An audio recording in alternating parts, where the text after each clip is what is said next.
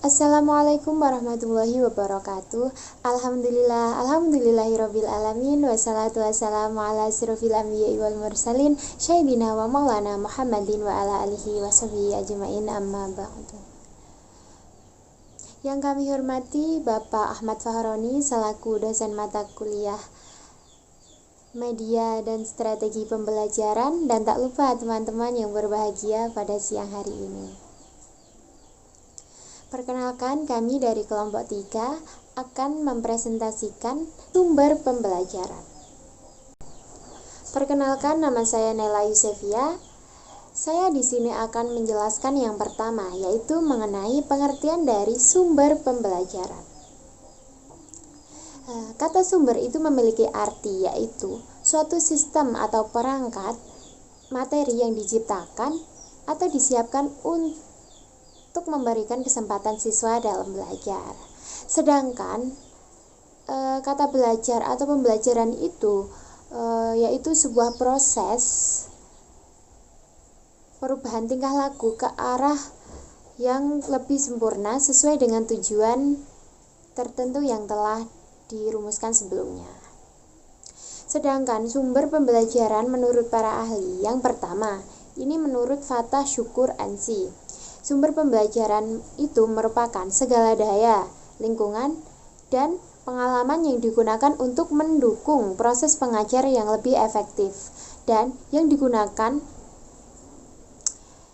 agar lebih efisien serta dapat memudahkan mencapai terjadinya pembelajaran atau pengajaran tersebut. Yang kedua, yakni menurut Ahmad Rohani dan Abu Ahmadi, sumber pembelajaran itu merupakan segala daya yang bisa digunakan untuk kepentingan proses atau aktivitas mengajar, baik secara langsung maupun tidak langsung, di luar dari peserta didik atau lingkungan yang bisa melengkapi diri mereka pada saat pengajaran berlangsung. Yang ketiga ini menurut C.C. Wijaya dan Ahmad Tarabi Rusyah, sumber pembelajaran itu merupakan lingkungan yang dimanfaatkan oleh sekolah sebagai sumber pengetahuan dan dapat berupa manusia ataupun bukan manusia. Yang keempat, menurut AECT atau Association for Education, Communication and Technology, sumber pembelajaran itu dikatakan sebagai semua sumber yang meliputi orang dan barang yang digunakan oleh si belajar, baik secara mandiri ataupun secara berkelompok. Biasanya salam situasi informasi ini untuk memberikan kemudahan dalam belajar. Proses pembelajaran masing-masing itu berbeda, tiap usia itu tahapannya berbeda.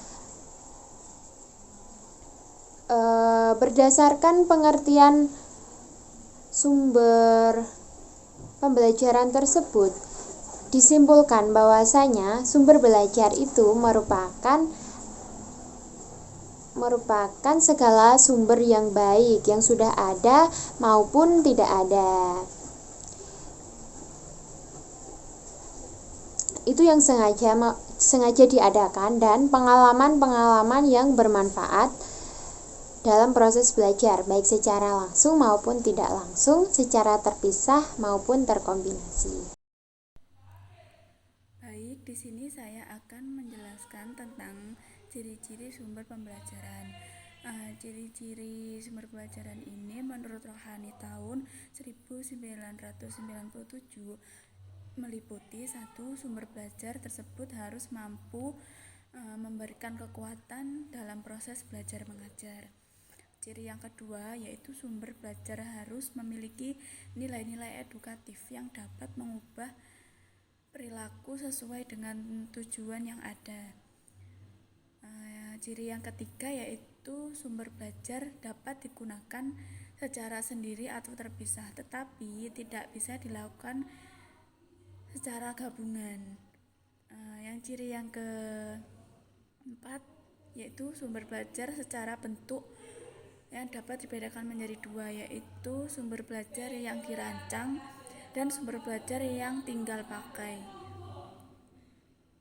Yang ciri yang kelima yaitu dengan adanya klasifikasi sumber belajar, maka sumber belajar yang dimanfaatkan mempunyai ciri-ciri sebagai berikut, yaitu 1. Tidak terorganisasi dan tidak sistematis. 2. Tidak mempunyai tujuan instruksional yang eksplisit. 3. Hanya digunakan menurut keadaan dan tujuan tertentu. 4. Dapat digunakan dengan tujuan instruksional. Lanjut materi yang ketiga, yaitu tentang manfaat sumber pembelajaran dan juga jenis sumber pembelajaran. Pertama, saya akan menjelaskan tentang manfaat dari sumber pembelajaran. Apa saja manfaatnya? Yang pertama yaitu memberi pengalaman belajar secara langsung kepada peserta didik, sehingga pemahaman itu dapat berjalan secara cepat. Yang kedua, dapat menyajikan sesuatu yang tidak mungkin dikunjungi atau bisa dilihat secara langsung. Yang keempat, dapat memberi informasi yang akurat, misalnya dalam berbagai buku bacaan, ensiklopedia, dan majalah. Yang kelima, ini dapat membantu memecahkan masalah pendidikan, baik dalam lingkupan mikro maupun makro. Yang keenam, manfaat sumber pembelajaran ini dapat memberi motivasi yang positif apabila diatur dan direncanakan pemanfaatannya secara tepat. Yang ketujuh, dapat memacu untuk berpikir, bersikap, dan berkembang lebih lanjut. Apa saja jenis dari sumber pembelajaran? Sumber pembelajaran ini memiliki beragam jenis dan dapat disesuaikan dengan materi yang akan disajikan kepada peserta didik. Jenis sumber pembelajaran ini dapat dibedakan menjadi dua. Yang pertama, sumber belajar yang dirancang, seperti adanya buku, brosur, film, video, dan lain sebagainya. Sumber belajar ini secara khusus dirancang untuk tujuan belajar tertentu. Yang kedua, sumber belajar yang dimanfaatkan, misalnya seperti pasar, toko, museum, tokoh masyarakat, tanaman, dan lain sebagainya. Klasifikasi dan komponen sumber belajar. Klasifikasi sumber belajar ada 6, yaitu pesan, orang, bahan, alat, teknik, setting atau lingkungan.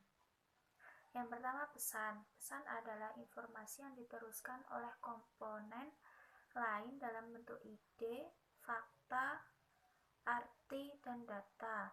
Contohnya seperti PAI, IPS, IPA, bahasa, dan ekonomi, matematika, dan kesehatan.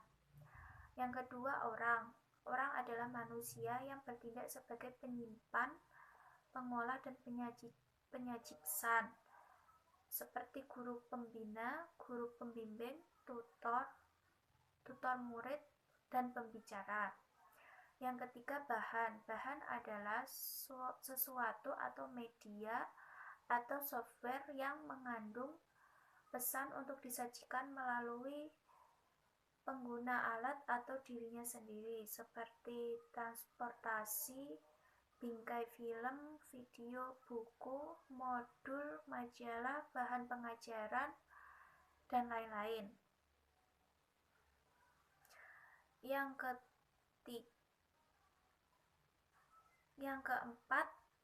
keempat, alat. Alat adalah hardware atau perangkat keras yang digunakan untuk menyampaikan pesan yang tersimpan dalam bahan. Contohnya proyektor, slide, film, radio, TV, dan lain-lain. Yang kelima, teknik. Teknik adalah acuan yang dipersiapkan untuk menggunakan bahan peralatan, orang, dan lingkungan untuk menyampaikan pesan, seperti pengajaran terprogram, belajar mandiri, ceramah, tanya jawab, dan lain-lain. Lingkungan atau latar adalah situasi sekitar pesan diterima. Contohnya seperti lingkungan fisik, gedung sekolah, perpustakaan, laboratorium, dan lain-lain. Selanjutnya, komponen sumber belajar. Komponen pada sumber belajar yang digunakan ataupun yang akan dipilih terdapat komponen-komponen utama yang penting untuk mendukung sumber belajar. Digunakan mampu diterapkan dengan baik dan sesuai dengan pembelajaran. Nana Sujana menguraikan bahwa beberapa komponen penting yang terdapat dalam sumber belajar antara lain: yang pertama, tujuan, misi, dan fungsi. Yang kedua, keadaan fisik. Yang ketiga, pesan dan makna yang terkandung. Yang terakhir, tingkat kesulitan atau kompleksitas pemakaian.